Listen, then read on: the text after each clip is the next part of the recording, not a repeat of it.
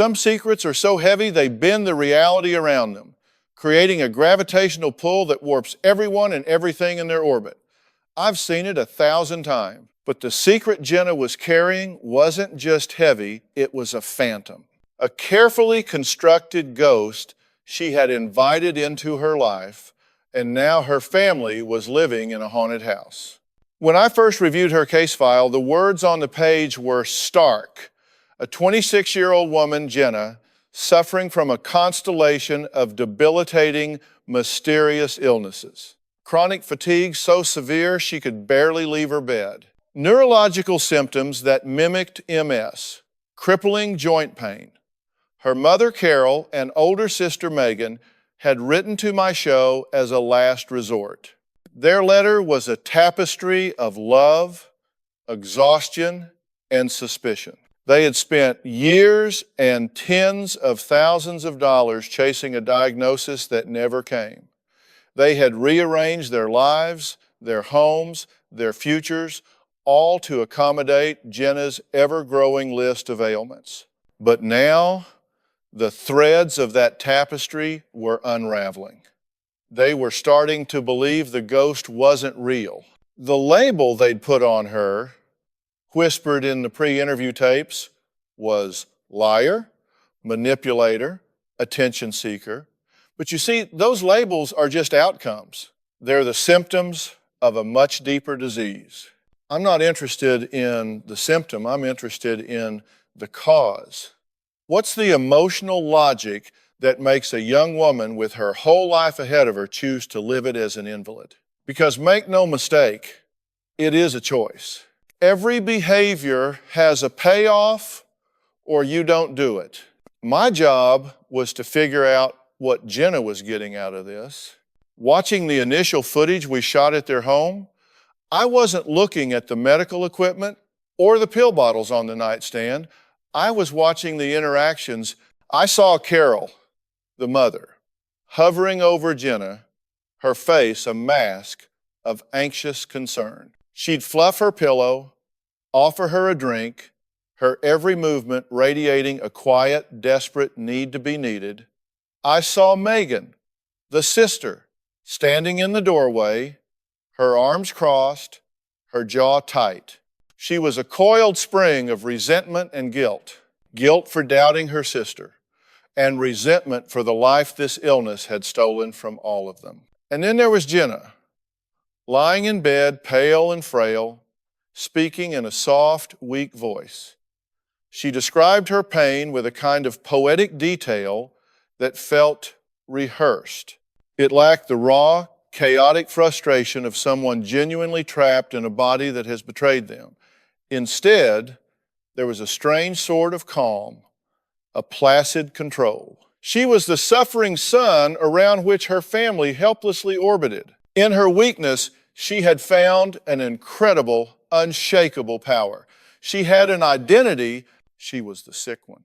It was a role she had perfected, and she was not about to give it up without a fight. This wasn't a simple case of hypochondria. This was something far more complex. This was about a narrative. Jenna had written a story for her life where she was the tragic heroine and her illness was the villain. It was a story that explained away any failure, excused any lack of ambition, and most importantly, guaranteed her a captive audience of caregivers. It gave her significance. The problem is, when you build your entire identity on a foundation of lies, you live in constant fear of the truth. And the truth, I could tell, was coming for her like a freight train.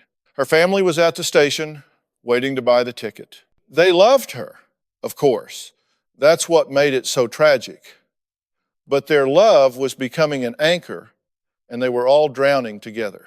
I knew when I brought them to my stage, I wasn't just going to be confronting a lie. I was going to be performing an exorcism on a ghost that had held an entire family hostage for almost a decade.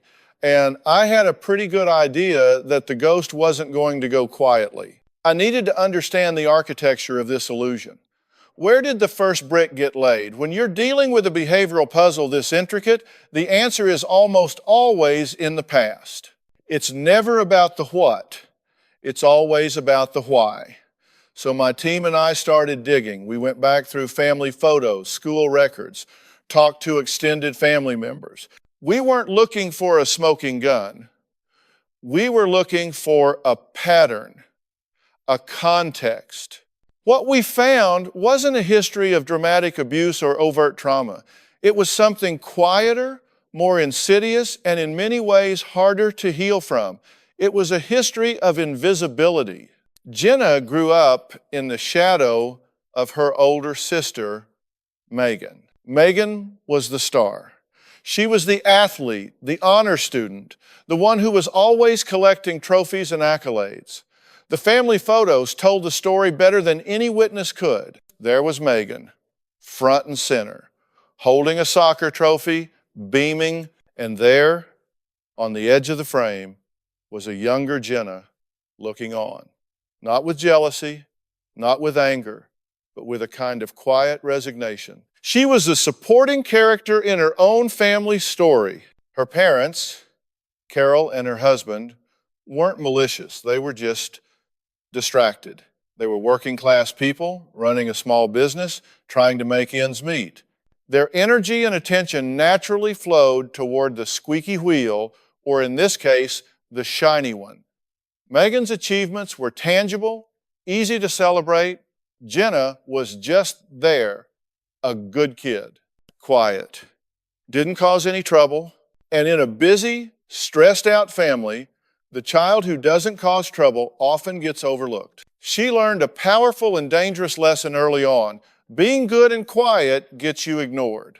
The first crack in this pattern appeared when Jenna was 12. She had a legitimate, honest-to-goodness case of mononucleosis. It was a bad bout, knocking her out of school for nearly 6 weeks. And for the first time in her life, the entire family's focus shifted to her. Her mother brought her soup in bed. Her father came home from work early to sit with her. Megan, the superstar sister, was tasked with bringing her homework and reading to her. Suddenly, Jenna wasn't invisible anymore. She was the center of the universe. The care, the concern, the undivided attention, it was like a powerful, addictive drug. Her illness gave her a script and a stage, and she found she was a natural at playing the part of the fragile patient.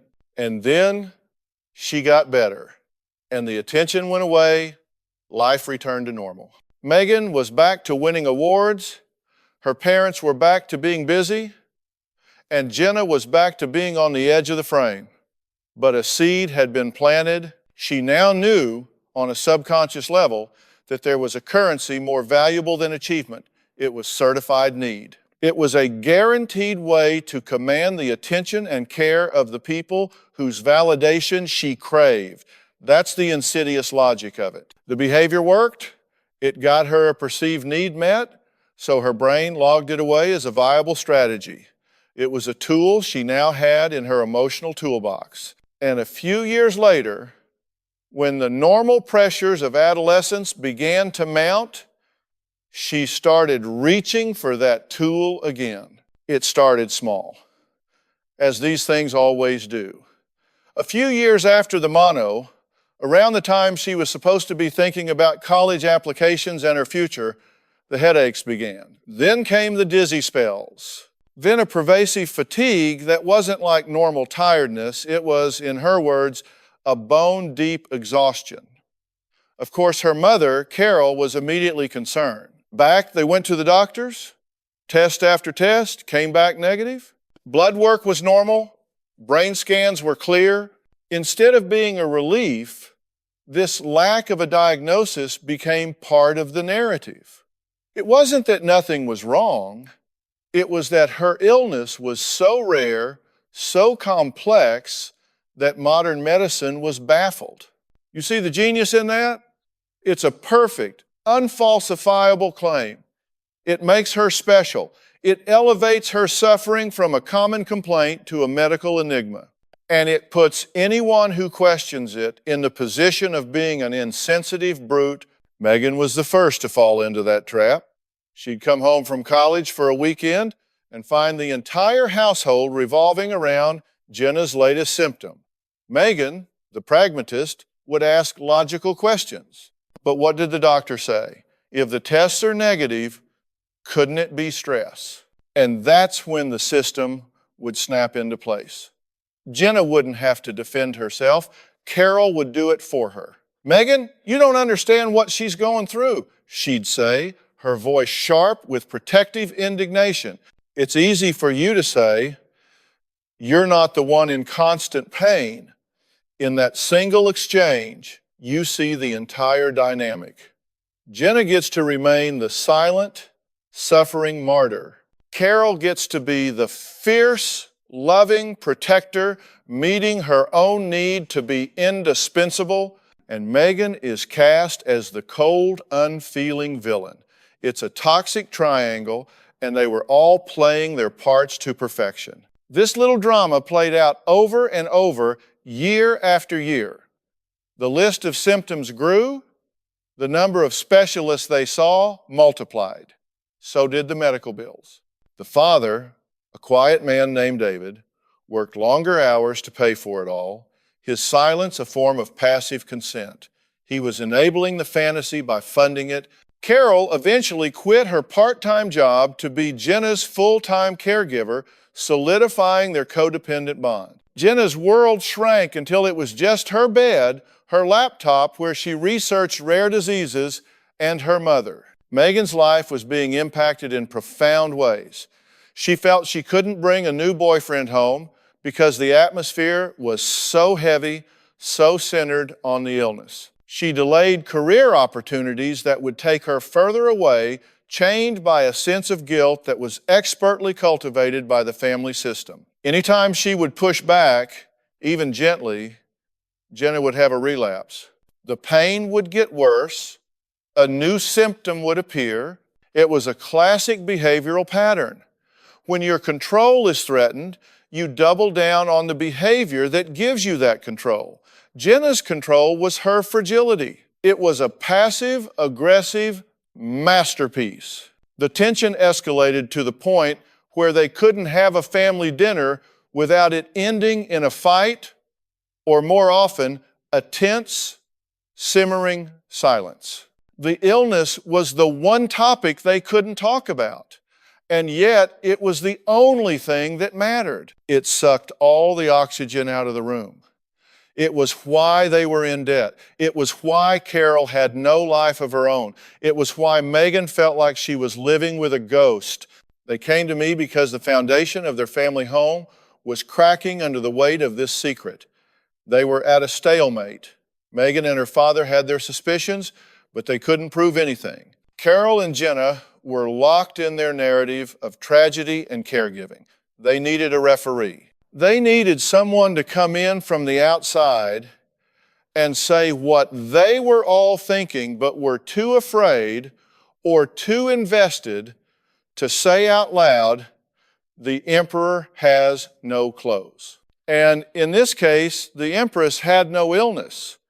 They weren't just bringing Jenna to my stage for a diagnosis, they were bringing their entire broken family system for an intervention.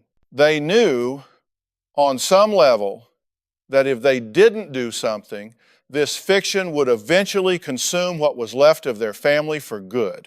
The day of the show, the air in the green room was so thick with unspoken resentments, you could have cut it with a knife. I watched them on the monitor from my office. Carol was fussing over Jenna, adjusting a blanket on her lap even though the room was perfectly warm. Jenna was playing the part, leaning back in her chair with her eyes closed, a pained expression on her face that looked just a little too perfect. Megan was on the other side of the room, staring at her phone, but not seeing it. Her leg was bouncing, a frantic, nervous rhythm. David, the father, just looked lost. He was a ghost in his own family's tragedy. This wasn't a family anymore. It was a collection of orbits around a black hole of manufactured crisis. When they walked out onto the stage, the audience was silent. People can sense authentic pain, and they can also sense a performance. This felt like both, and the confusion was palpable. Jenna walked slowly with a slight limp that I hadn't seen in any of the home footage. A new symptom for a new audience. Carol had her hand on her back, guiding her. Megan and David trailed behind them, looking like they were walking to their own execution. I let them settle. I looked at each one of them, making eye contact. I started with the parents. Carol, David, I said, keeping my voice calm and even. I've read every email, watched every piece of tape. I know you have moved heaven and earth trying to find an answer for your daughter. I know you're exhausted. Carol nodded, her eyes immediately welling up. The validation was like a drink of water in the desert for her. I turned to Megan. And Megan, I see you. I see a sister who loves her family but feels like she's losing her mind. You feel guilty for your doubts and furious that you have to have them. You're trapped. She just gave a short, sharp nod, her jaw clenched so tight I was surprised it didn't crack. Then I turned to Jenna. She wouldn't quite meet my eye. She was looking down, the picture of meek suffering. Jenna, I said, my voice gentle but firm, I hear you. You're telling me you are in constant, debilitating pain and that nobody can figure out why. That must be incredibly scary and isolating. This is the first step. You have to join them where they are. You have to show them you understand their reality, even if you know it's a fiction. For the first 20 minutes, I let them tell their story. I let Carol list the doctors, the procedures, the medications. I let Jenna describe her pain, the electrical shocks in her legs, the brain fog that felt like swimming through mud. I watched the audience. They were sympathetic. They were on her side. And then I made the turn. I held up a thick binder. Jenna, my team and I have spent weeks compiling your medical history. I have here the complete records from every one of the 17 specialists you've seen over the last 8 years. I opened it and let the pages rustle. 17 doctors, top people in their fields, neurologist, rheumatologist, immunologist. We've had 3 independent physicians review these files. And you know what they all have in common? Not one of them, not a single one, can find any organic physiological reason for your symptoms. Your blood work is perfect. Your MRIs are clean. Biologically, you are a perfectly healthy 26-year-old woman. I paused and let that sink in. The air changed. The energy shifted. Jenna's soft voice returned. They just missed it. It's something rare. They don't always know. Or, Jenna, I interrupted, my voice still calm but carrying a new edge. Is it possible they didn't find anything because there is nothing to find? That was the spark. Carol jumped in immediately, her voice rising. Dr. Phil, that's not fair. You don't see her at 3 a.m. when she can't breathe because the pain is so bad. I am her mother. I know my daughter is sick. And there it was, the key. I turned my full attention to Carol. You're right. You are her mother. And you're also her full-time caregiver, aren't you? You quit your job for this. Your whole life for the past 8 years has been about one thing, taking care of Jenna. She nodded proudly, defiantly. So let me ask you a question, Carol, and I want you to really think about this.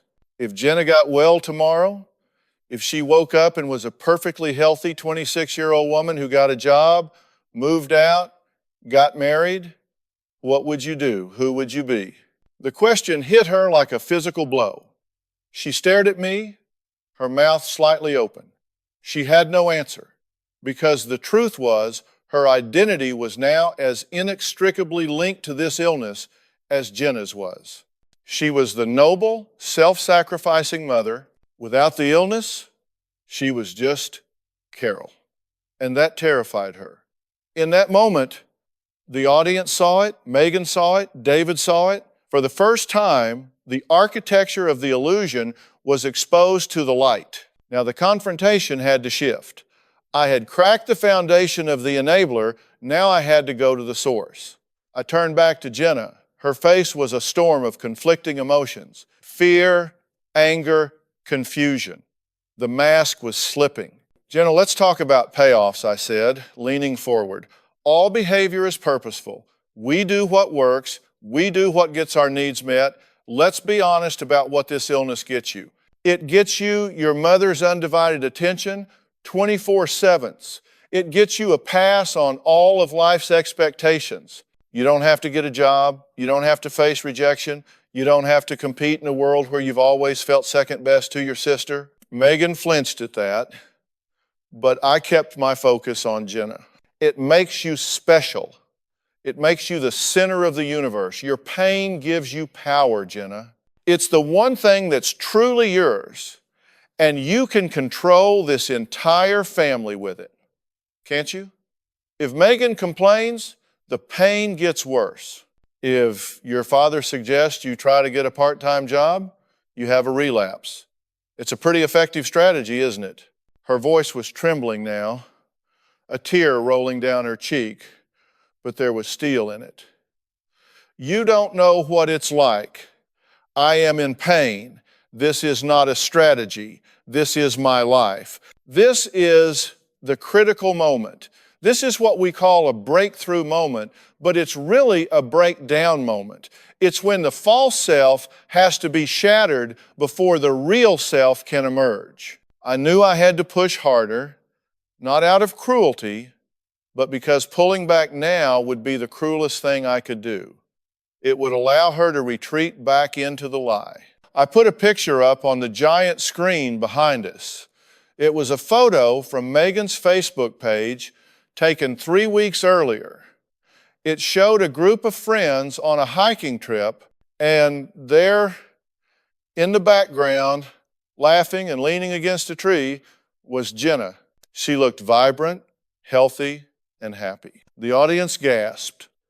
A collective, audible shock. I looked at Jenna. Her face had gone white. She was caught. Jenna, I said, my voice as gentle as I could make it. This picture was taken 3 weeks ago on a Saturday. I had my team check with your mother. On that Saturday, you were supposedly home in bed, suffering from a crippling migraine that was so bad you couldn't bear any light or sound. That's what you told your mother. But you weren't, were you, Jenna? You were out with friends, hiking. Carol stared at the screen, then at her daughter. Her face a canvas of betrayal and dawning horror. Megan had tears streaming down her face, but they were tears of vindication, of relief. The ghost was finally visible. Tell me about that day, Jenna, I pressed. Tell me the truth. Not the story you tell your family, the real truth. What happened? She just shook her head, sobbing now, burying her face in her hands. I can't. Yes, you can, I said, my voice dropping to almost a whisper, because the lie is heavier than the truth. The truth hurts for a minute. This lie is killing you and your family every single day. The person in that picture, Jenna, the laughing girl on the hiking trail, that's who you really are. This invalid in the chair, this is a character you're playing. And I'm telling you, the show's over. The breakdown was total. Sobs racked her body. It wasn't pretty. It was raw and messy and painful to watch. Carol started to go to her, to comfort her, but I held up my hand. No, Carol, let her feel it. You can't rescue her from this. This is the pain she needs to feel. This is the beginning of getting well. Through her sobs, the words started to come out, fractured and broken. I didn't know how to stop. It just started. And then it got bigger and bigger. I felt so invisible. Megan had everything. Everyone loved Megan. I was just Jenna. And then when I got sick, really sick with mono, Mom saw me, Dad saw me. For the first time, I was important, I mattered. She looked at her mother. I'm so sorry, Mom. I never wanted to hurt you. Then she looked at her sister. And Megan, I wasn't jealous of you. I was in awe of you. And I knew I could never be you, so I had to be something else. And being sick was the only other thing I was good at. It was all out. The secret, the motive, the emotional logic, it was laid bare on the stage for everyone to see. It was the ugliest, most honest, and most beautiful moment I've ever witnessed. Because in that confession, in that complete and total surrender of the lie, there was a glimmer of hope. The ghost had been exorcised. The haunted house was just a house again. Now the hard work of rebuilding could begin. This wasn't the end of the story. This was page 1. The aftermath of a confession like that isn't like you see in the movies. There's no soaring music, no immediate group hug where everything is magically fixed. What's left is a raw, fragile quiet, the quiet of a battlefield after the fighting stops. Everyone is exhausted, everyone is wounded, but for the first time, they're all standing in the same reality. Backstage, the dynamic had been completely upended. Jenna wasn't the fragile patient anymore. She was just a scared 26-year-old woman who had just detonated her own life on national television. She was huddled in a chair, wrapped in a blanket, looking smaller than I'd ever seen her. The bravado, the practiced performance of suffering, it was all gone. All that was left was the truth.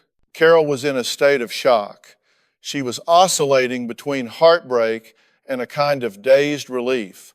The lie had been her life's work for nearly a decade. She had poured her identity, her time, her love into a fiction. I don't understand, she kept saying, more to herself than to anyone else. How did I not see it? I'm her mother. You saw what you needed to see, Carol, I told her, sitting down across from her. You had a need to be a caregiver, and she had a need to be taken care of. You two created a perfect, codependent system. It's not about blame. It's about understanding the function of the behavior. You weren't a bad mother.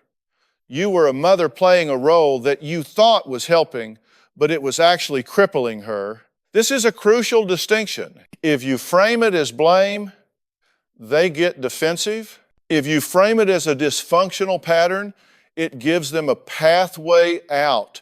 They can change a pattern. Megan was the quietest.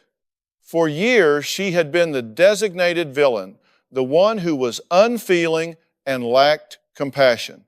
Now, she had been proven right, but there was no triumph in her expression, only a profound sadness. I just wanted my sister back, she said, her voice thick with emotion. I knew she was in there somewhere, under all of it. I just missed her. This is the point where the real work starts. The breakthrough on stage is just the door opening. You still have to walk through it. I laid out a plan for them, a very clear, structured path forward. For Jenna, it wasn't about punishing her. It was about empowering her. The first step was intensive, individual therapy. She needed a safe space to dismantle the false identity she had built and discover who she actually was without the crutch of her illness. What are her interests? What are her fears? What does she want from her life?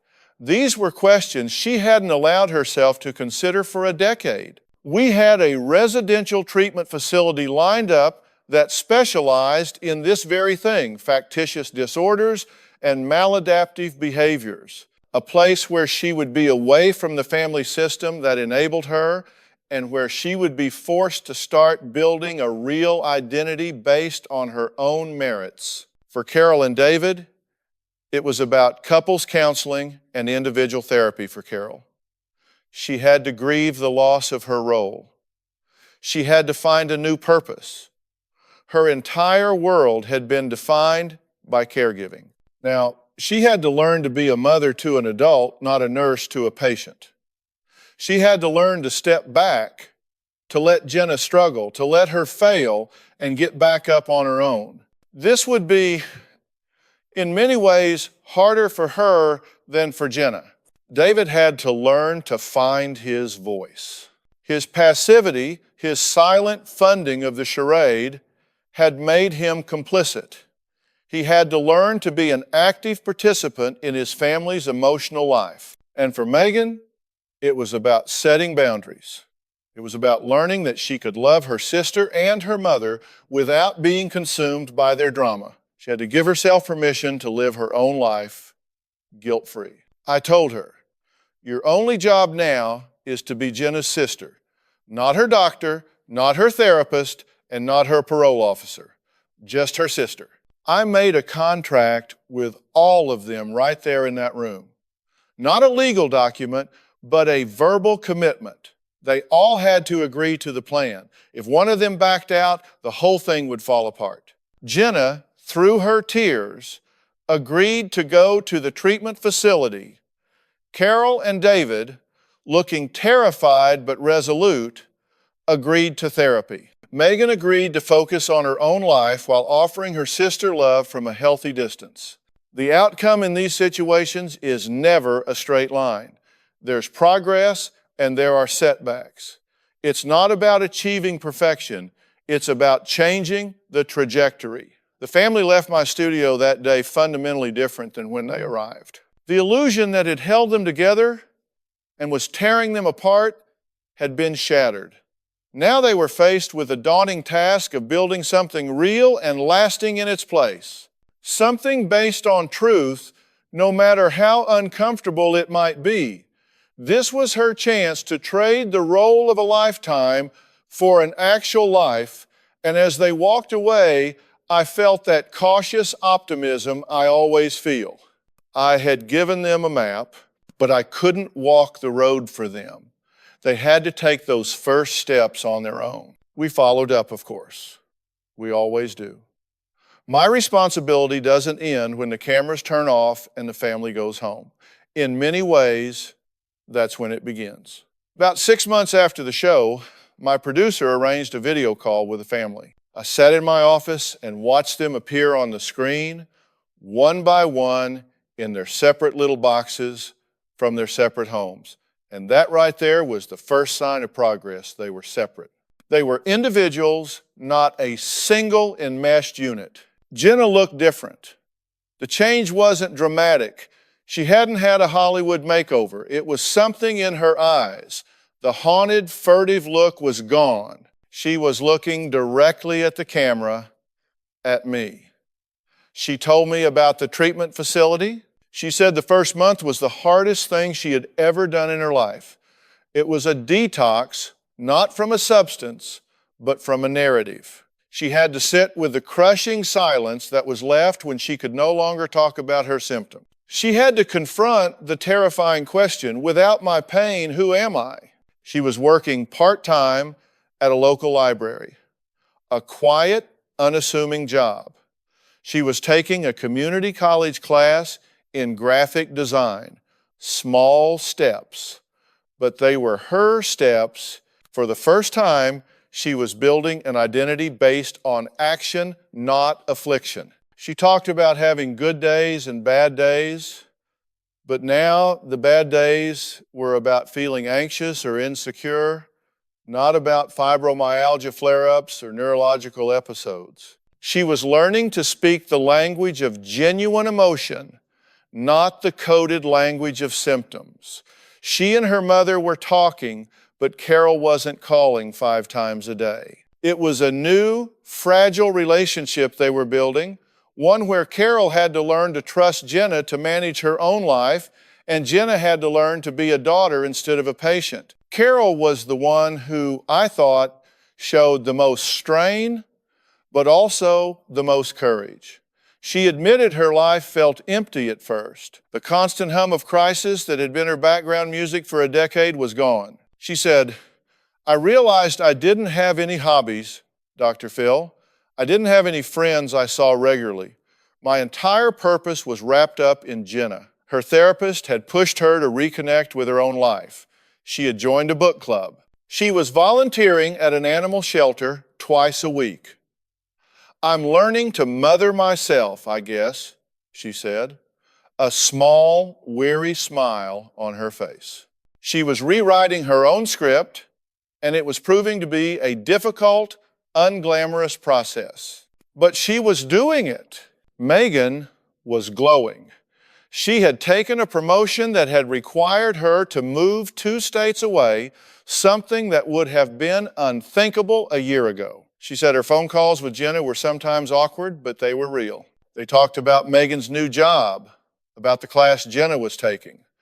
They were slowly, carefully getting to know each other again as sisters, not as adversaries in a long, cold war. The guilt was gone, replaced by a cautious, hopeful love. And David, the father, was present. He was in the box next to Carol, his arm around her. He spoke up, telling me how proud he was of both his daughters and his wife. His voice was steady. He had found it. This family's story is not about a magical cure. It's about a choice. They chose to trade a predictable, comfortable misery for the uncertain, difficult work of authenticity. Jenna had to choose to be accountable. Carol had to choose to find purpose outside of her daughter's perceived weakness. Megan had to choose to live her own life. David had to choose to participate. They're still a work in progress, and they always will be. That's life. But the ghost is gone. The secret that held them hostage has been replaced by a truth they can build on. They stopped living in a haunted house and started the long, arduous process of making it a home again, brick by honest brick. And you can't ask for a better outcome than that.